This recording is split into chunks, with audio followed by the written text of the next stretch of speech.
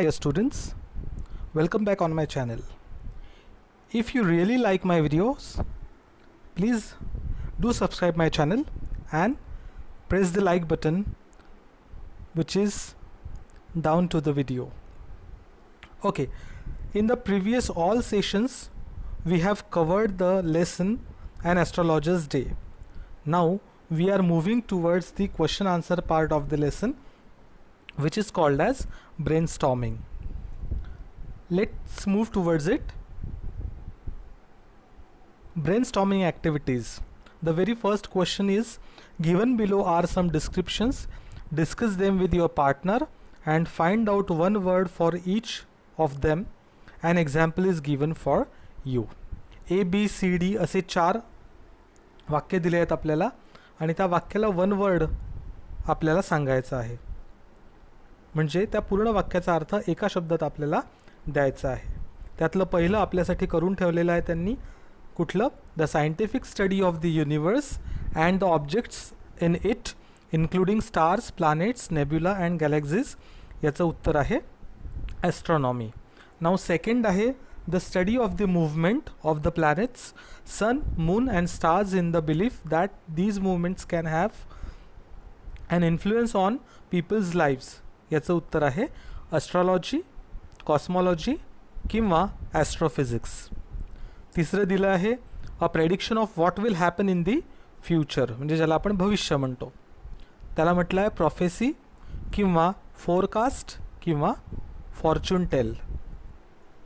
चौथा आहे scientific discipline that studies mental states and processes and behaviour in humans and other animals. त्याचं उत्तर येतं सायकोलॉजी, मानसशास्त्र. नेक्स्ट क्वेश्चन आहे, in the story we are told that the town hall park was a remarkable place in many ways for an astrologer to build his business. List the exceptional qualities of the place. प्रश्न असा आहे की astrologer कुठल्या रस्त्यावर त्याचा व्यवसाय करत असतो? टाउन हॉल पार्कच्या. आणि ती जी जागा आहे ती रिमार्केबल का आहे, महत्त्वाची का आहे, त्याच्या आपल्याला क्वालिटीज सांगायच्या त्या जागेच्या. त्याचा आन्सर त्यातलं पहिलं आपल्याला दिलं आहे अ सर्जिंग क्राऊड. त्यानंतरचे आपल्याला लिहायचे होते आणखी क्वालिटीज कोणत्या होत्या? A variety of trades and occupations. तिथे बऱ्याच प्रकारचे व्यवसाय चालत होते. तिसरं होतं an auctioneer of cheap cloth creating enough din to attract the whole town. आणि तिथे एक स्वस्त कपडे विकणारा जो आहे तो खूप जास्त आवाज करून कपडे विकत होता. आणखी चौथी क्वालिटी होती shouting vendor of fried groundnut. खारे दाण्याचा जो विक्रेता होता तो पण खूप मोठ्याने ओरडत होता. त्यानंतर shops did not have the benefit of municipal lighting. त्या रस्त्याची आणखी एक क्वालिटी अशी होती की त्या रस्त्यावर जे लोक आपला व्यवसाय करत होते त्यांना म्युनिसिपॅलिटीच्या लाईटचा प्रकाश मिळत नव्हता. सहावं असं होतं the place was lit up by the shop lights. मग आजूबाजूला जी मोठी दुकानं होती त्या मोठ्या दुकानांच्या प्रकाशावरच रस्त्यावरचे व्यवसाय चालत होते. आणि शेवटची क्वालिटी अशी होती bewildering crisscross of light rays and moving shadows. ते जे शॉपचा प्रकाश पडत होता त्या शॉपच्या प्रकाशामुळे त्या सावल्या ज्या होत्या त्या क्रिसक्रॉस पॅटर्नमध्ये पडत होत्या सगळ्यांच्या दुकानावर. तिसरा क्वेश्चन आहे the astrologer never opened his mouth till the other had spoken for at least 10 minutes. Discuss the reasons behind his act. मग तो जो ॲस्ट्रॉलॉजर होता तो 10 मिनटं पुढचा माणूस बोलल्याशिवाय स्वतः का बोलत नव्हता? काय कारणं होती त्याच्या मागे? मग पहिलं कारण असं होतं, answer, he is good at reading the people. म्हणजे लोकांचा अभ्यास करण्यात तो चांगला होता, हुशार होता. त्यानंतर the information given by people provided him enough stuff for a dozen answers and advices. पुढचा व्यक्ती 10 मिनटं बोलल्यानंतर याच्याजवळ भरपूर मटेरियल असायचं आणि त्या मटेरियलच्या आधारावर हा मग लोकांना उत्तरं द्यायचा किंवा सल्ले द्यायचा. See, he got a chance to analyse the troubles of his customers. आणि त्या 10 मिनटात त्याला वेळ मिळायचा की हा याच्या कस्टमरवर काय संकट आहे हे तोपर्यंत तो ॲनालाइज करू शकायचा. चौथं असं होतं कारण he worked on the policy those who here a lot learn a lot. त्याची स्ट्रॅटेजी काय होती? Those who here a lot learn a lot. म्हणजे त्याला असं वाटायचं की आपण जितकं जास्त ऐकू तितकं आपण जास्त त्या व्यक्तीबद्दल जाणून घेऊ शकू, म्हणून तो त्याचं ऐकून घेत असे. पाचवं कारण होतं he got a way to win the confidence of the customer. आणि पुढच्याला जर आपण बोलायला दिलं तर त्या पुढच्या व्यक्तीचा कॉन्फिडन्स तसाच वाढतो आणि त्याच्यामुळे त्या कस्टमरचा पण कॉन्फिडन्स याच्याकडे आल्यानंतर वाढेल, म्हणून हा 10 मिनटं त्याला बोलायला द्यायचा. त्यानंतर he got enough time for searching answers and giving advice. आणि सगळ्यात महत्त्वाचं म्हणजे त्याला कशासाठी वेळ मिळायचा? तर उत्तरं शोधण्यासाठी किंवा आपण या व्यक्तीला काय सल्ला द्यायचा ते शोधण्यासाठी त्याला वेळ मिळत असे. Next question A2. We have finished A1. Now A2. The tactics used by the astrologer to earn his wages are. Tactics means tactics म्हणजे युक्ती. कोणती युक्ती तो वापरायचा कशासाठी? टू अर्न हिज वेजेस म्हणजे पैसे कमवण्यासाठी. मग कोणकोणत्या टॅक्टिक्स वापरायचा? त्यातली पहिली ॲनालिसिस ऑफ ह्युमन ट्रबल्स. मग माणसांच्या संकटाचा अभ्यास ही पहिली टॅक्टिक होती त्याची. त्यानंतर सेकंड होती a good presence of mind, experience and perception. Good presence of mind म्हणजे कधी काय बोललं पाहिजे हे त्याला ठाऊक होतं. त्यानंतर एक्सपिरियन्स, त्याचा आधीचा जो एक्सपिरियन्स होता तो त्याच्या कामी येत असे. आणि परसेप्शन म्हणजे गुड अंडरस्टँडिंग. सो ह्या सगळ्या गोष्टीचा तो उपयोग करायचा. त्यानंतर use of equipment and shrewdness. Shrewdness means cleverness. तो काय करायचा? हुशारी वापरायचा. आणि त्यानंतर इक्विपमेंट्स वापरायचा म्हणजे जी काही साधनं त्यांनी आणली होती सोबत ती साधनं तो वापरायचा. त्यानंतर comment on the customers nature, affairs, efforts and फेट. मग तो कशावर कॉमेंट करायचा? कस्टमरच्या नेचरवर, स्वभावावर, त्याच्या अफेअर्सवर. अफेअर्स म्हणजे त्याच्या आयुष्यामधल्या ज्या काही गोष्टी घडत असतील त्या गोष्टींवर. त्यानंतर ती व्यक्ती काय प्रयत्न करते आहे त्याच्या प्रयत्नांवर. आणि फेट म्हणजे नशीब, त्याच्या नशिबावर. यावर तो काय करायचा? भाष्य करायचा. त्यानंतर पाचवं कारण होतं creation of fear in the mind of the customer. पुढच्या व्यक्तीच्या मनामध्ये भीती घालून देणे. कशाची? की तू हे असं करायला हवं होतं, त्यामुळे तुझं नुकसान झालं आहे. सो ही जी एक प्रकारची भीती भविष्यकार घालतात, सो ती हा करायचा. Use of general statements to endear the customers and win their hearts. So general statements की तुझ्या आयुष्यात हे संकट आहे, तुझ्या आयुष्यात ते संकट आहे, असे जे कॉमन संकट लोकांच्या आयुष्यामध्ये असतात ते कॉमन संकट तो सांगायचा आणि त्यांचं मन जिंकायचा. Next question. An astrologer's appearance helps to create an impression on his clients. Astrologer's appearance. मग त्याचं appearance कसं होतं ते आपल्याला खाली एक्सप्लेन करायचं आहे. Complete the following. पहिलं आपल्याला दिलं the turban on his head. Turban म्हणजे आपल्याला माहिती आहे त्याच्या डोक्यावर जो फेटा होता तो टर्बन. अजून काय काय होतं, त्याच्या क्वालिटीज काय होत्या? क्लायंटला इम्प्रेस करण्यासाठी तो त्याच्या कपाळावर काय लावायचा? Sacred ash and vermilion. त्यानंतर त्याच्या डार्क मुस्टॅच कवरिंग हिज व्हॉइस, त्याच्या जाड्या मिशा. त्यानंतर स्पार्कलिंग आईज हॅविंग ग्लीम आणि त्याचे चमकदार डोळे. त्यानंतर त्याचे डार्क विस्कर्स पण आहे, हे पण आपण ॲड करू शकतो त्याच्यामध्ये. त्यानंतर third, read the following sentences and choose the correct one. आपल्याला 4 ऑप्शनमधनं एक ऑप्शन करेक्ट निवडायचं आहे. पहिलं वाक्य आहे the astrologer says that if Nayak leaves his village again he would, तो जो गुरुनायक होता तो जर त्याच्या गावी गेला नाही तर काय होईल, he would face danger. So त्याचं उत्तर आहे face danger. Next, according to the narrator the astrologer success in his profession is primarily due to. ॲस्ट्रॉलॉजरला त्याच्या व्यवसायामध्ये सक्सेस का मिळालं होतं, कशामुळे मिळालं होतं, तर his understanding of people. His understanding of people, तो लोकांना समजून घ्यायचा.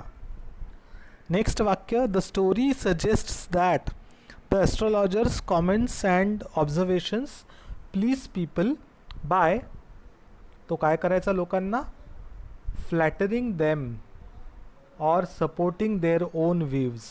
फ्लॅटरिंग देम म्हणजे त्यांची काय करायचं, स्तुती करायचा त्या लोकांची. पुढचं वाक्य, Gurunayak consults the astrologer because he wants to. गुरुनायकला काय माहिती करून घ्यायचं होतं ॲस्ट्रॉलॉजरकडनं, get the answer to a specific question. त्याला एकाच प्रश्नाचं आन्सर हवं होतं गुरुनायकला. कोणत्या, की मला ज्यांनी मारलं होतं, मला जो विहिरीत ढकलून गेला होता तो आता मला सापडेल की नाही, या प्रश्नाचं उत्तर त्याला हवं होतं. Next, Gurunayak is looking for the man who tried to kill him. Gurunayak त्या व्यक्तीला कशासाठी शोधत होता, तर to take revenge. Revenge means बदला. बदला घेण्यासाठी तो त्या व्यक्तीला शोधत होता. नेक्स्ट वाक्य, the astrologer's remark makes Gurunayak feel all of the following except suspicious. Suspicious. Okay.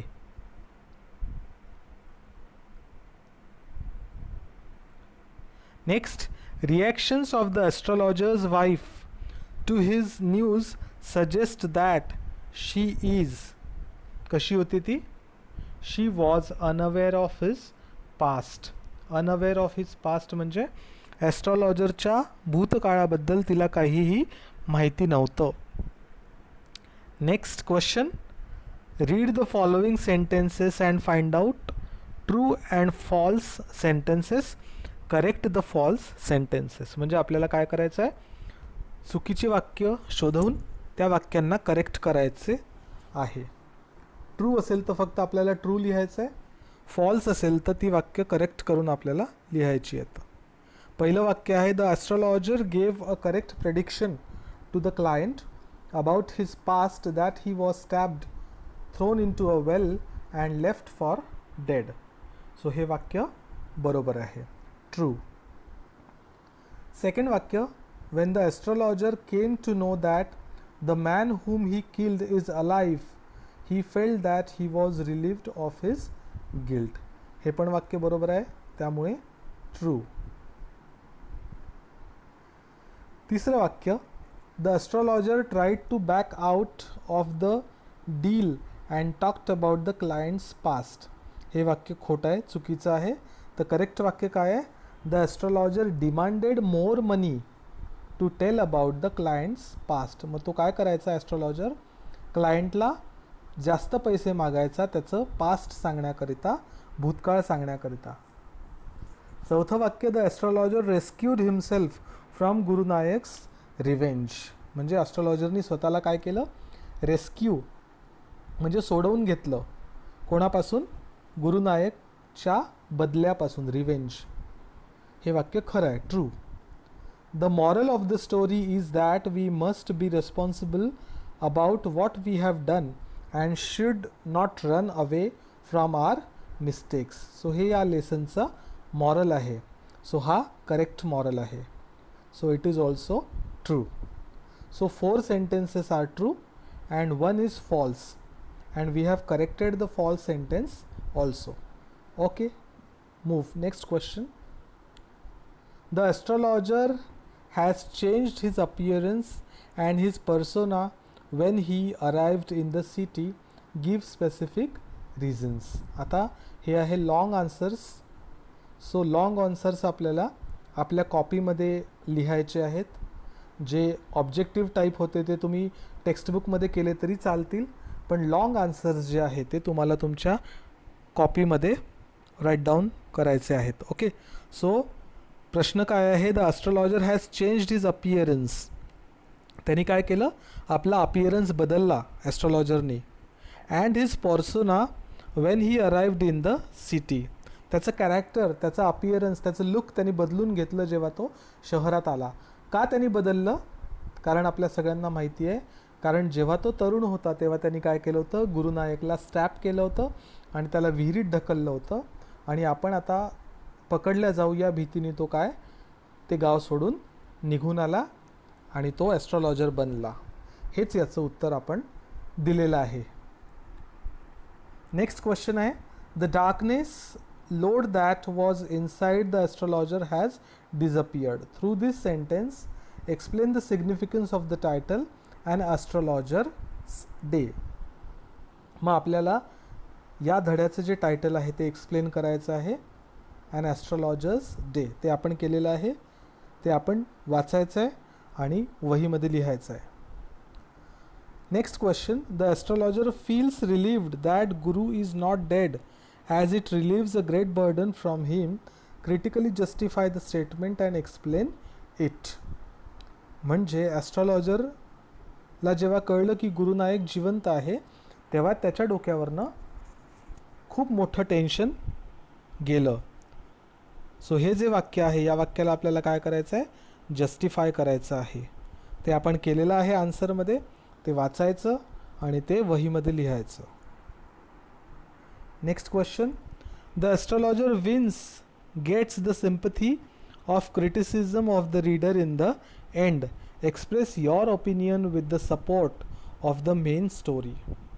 आता तुम्हाला काय करायचं आहे? एक्सप्रेस योर ओपिनियन म्हणजे हा पर्सनल रिस्पॉन्स क्वेश्चन आहे.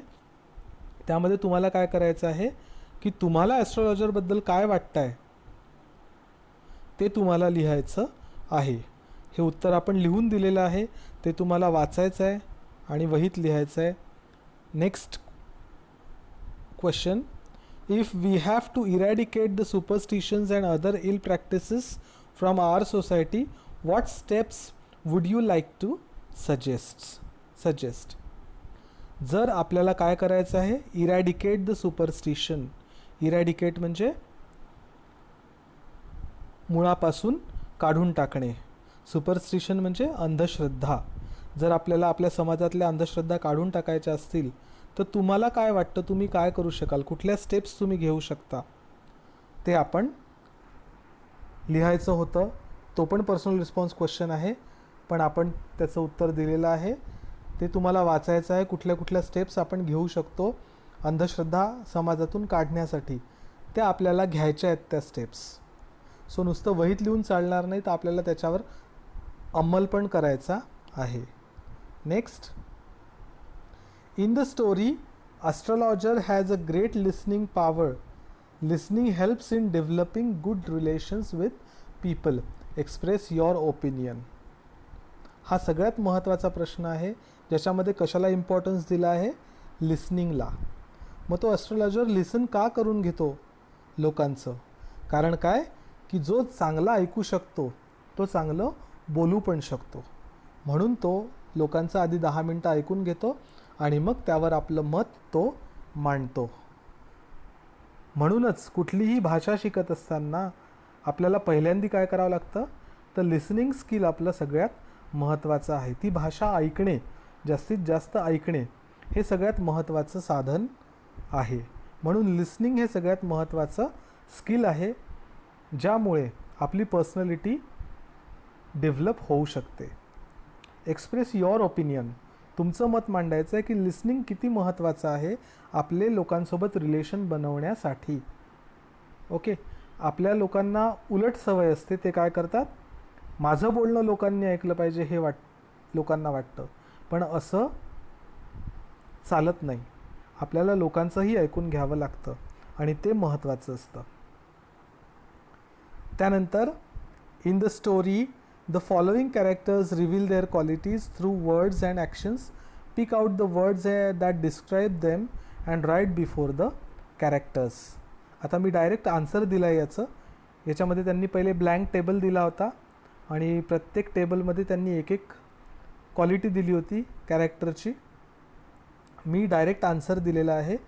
आता बघा ए, बी आणि सी आन्सरमध्ये बघा ॲस्ट्रॉलॉजर, गुरुनायक आणि ॲस्ट्रॉलॉजर्स वाईफ हे 3 कॅरेक्टर आपल्या धड्यामध्ये आहेत आणि या तीनही कॅरेक्टरच्या क्वालिटी कोणकोणत्या आहेत ते आपल्याला त्या टेबलमधून शोधून लिहायचं होतं. तर मी ऑलरेडी तुम्हाला त्या ज्या क्वालिटीज आहेत त्या तीनही कॅरेक्टरमध्ये डिवाईड केलेल्या आहेत, करून दिलेल्या आहेत. मग ॲस्ट्रॉलॉजरमध्ये कोणकोणत्या क्वालिटीज आहेत? तो श्रूड होता, क्लेवर होता, सस्पिशियस होता, मीन होता, मॅनिप्युलेटिव्ह होता, वरीड होता, कनिंग होता, इंट्युइटिव्ह होता, स्केप्टिकल होता, मिस्टिकल होता, स्मार्ट होता, शार्प होता आणि इम्पेट्युअस होता. गुरुनायक कसा होता? तो पण श्रूड होता. आता क्वालिटी डबल होऊ शकते. श्रूड होता, ॲरगंट होता, ओव्हर कॉन्फिडंट होता, कनिंग होता, अग्रेसिव्ह होता, अँटागॉनिस्टिक होता, कॉरलसम होता, गलिबल होता.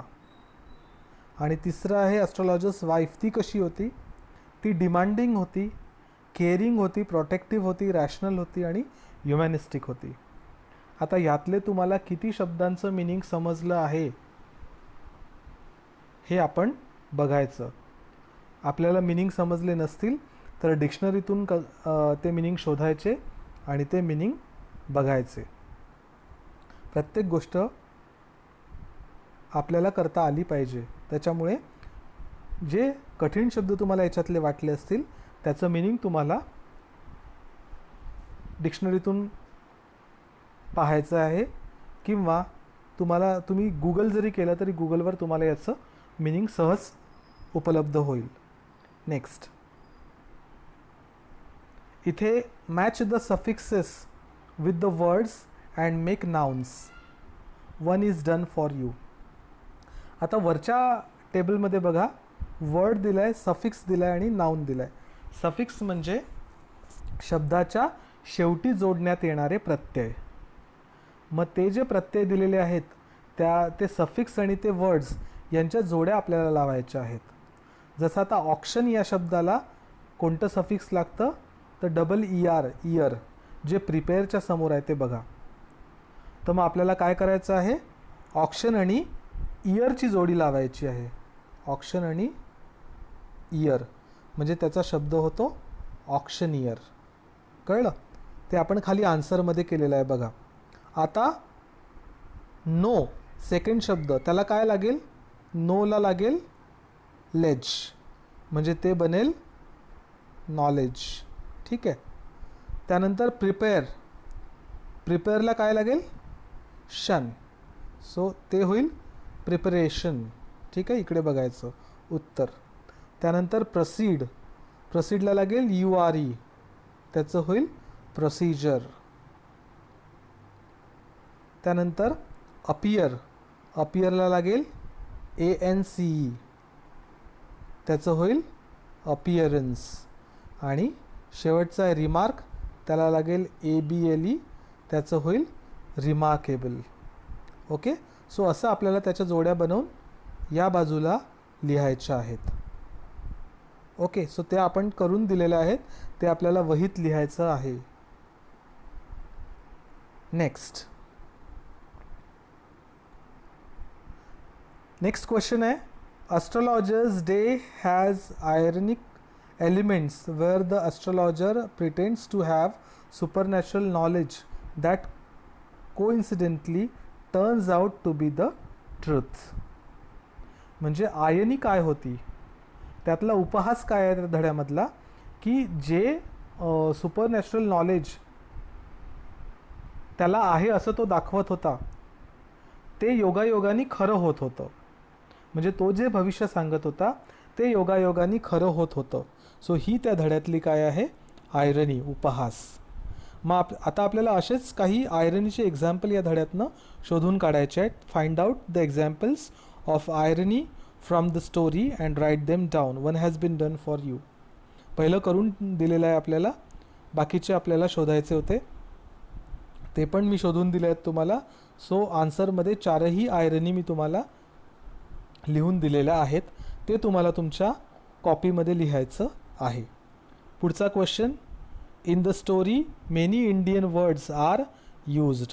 आजकाल इंग्लिशमध्ये बऱ्यापैकी मराठी वर्ड्स यूज व्हायला लागले आहेत. मग ते जे कॉम्बिनेशन आहे मराठी आणि इंग्लिशचं, त्याला म्हटलं आहे this is an example of code mixing.